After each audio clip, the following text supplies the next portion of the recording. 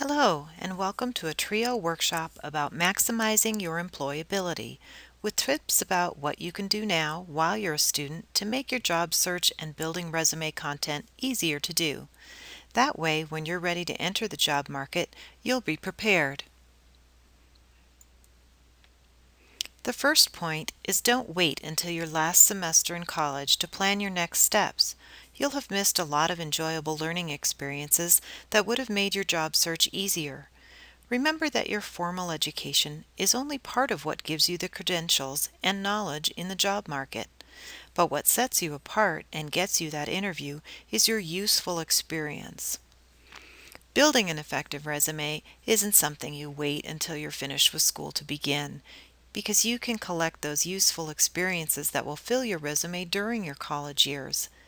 And even if you don't have a paid job to draw that experience from, you can gain experience through leadership, team building, community service, diversity, communication, or computer skills anywhere. And these are skills that employers want. Let's talk about the college life mindset. It's easy to get wrapped up in the daily tasks of homework, tests, friends, activities, or the fun of college. After all, college is a time of growth and learning about yourself, but it's also about learning skills for your career. Sometimes students work so hard at getting through each assignment or each class that they arrive at graduation with no clue of what to do next, and that's a stressful place to be. So set aside some time every month while you're in college to work on your next steps now, so it won't be quite a shock when you get to the job market. And this applies to students of all ages and levels of work experience. That's because employers want recent, relevant experience that shows that you're a go-getter and a good match for their organization or their job. Now let's compare how things are different if you have the employability mindset. You would develop an employability action plan and keep your end goal or dream job in mind all through college. You would view your activities as if a potential employer would.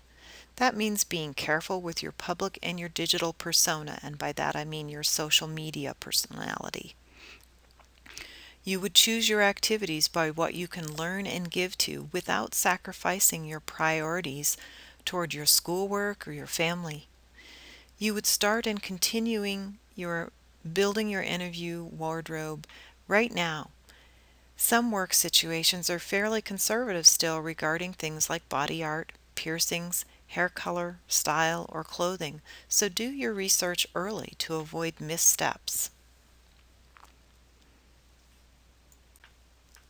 Here are some examples about how to gather employability skills, valuable experiences, and things to note on your resume while you're in college, and these are examples of career planning. Join a campus club so you can meet diverse people, contribute in a meaningful way through leadership or projects. Have fun while you create an experience for your resume. You can learn some extra skills like a foreign language, computer skills, or taking a leadership class. Those all might set you above other job seekers as one who goes the extra mile.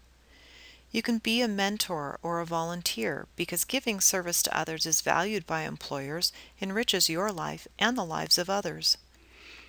Having an internship or a job shadow experience may be unpaid, but it's also valuable because it makes connections. It also gives you an inside look at your future career and helps you apply the learning you're learning in school. And here's some bonus tips. Read more. Know about relevant current events, trends in the economy. Focus on the opportunities, not the roadblocks in your career. Speak well. How you speak includes not only your language choice, but how you speak of others, so be generous. Listen more. A good listener listens more and gains a reputation of kindness just by allowing others to speak. Avoid listening to negative gossip and learn to gracefully change the subject to something more positive. That's an employability skill. Observe. See how others act, speak, and dress. Reflect on your own actions and see opportunities by getting an overview of the big picture of your career.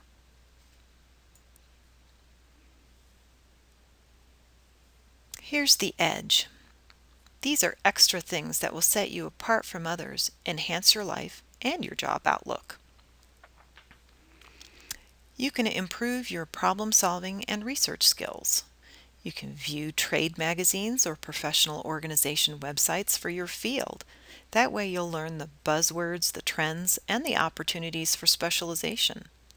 You can find a mentor or e-mentor who works in your dream field and ask for their advice.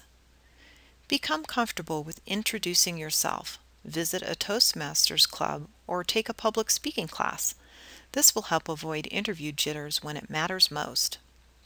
And build an information exchange network with positive people who are also job seeking or also are in the job field that you want. The edge you want and need is going to show employers that you've approached your education as an employer expects you to approach your job. One last thing on your career pathway. The employability mindset helps guide your decisions, avoid mistakes, and sidestep some common pitfalls that students see as they transition to their job search. Once you're employed, if you always remain in that employability mindset, you're probably less likely to lose your job, but even if you did, you'd be better prepared to handle your new job search. Lastly, read library or online resources for best leadership advice. It will help regardless of your career goal. Even if you never plan to be a leader, you need to know what leaders expect. My personal favorite is 7 Habits of Highly Effective People by Stephen Covey, and that's your secret tip. I hope you've enjoyed this and found it useful. Thanks for seeing it.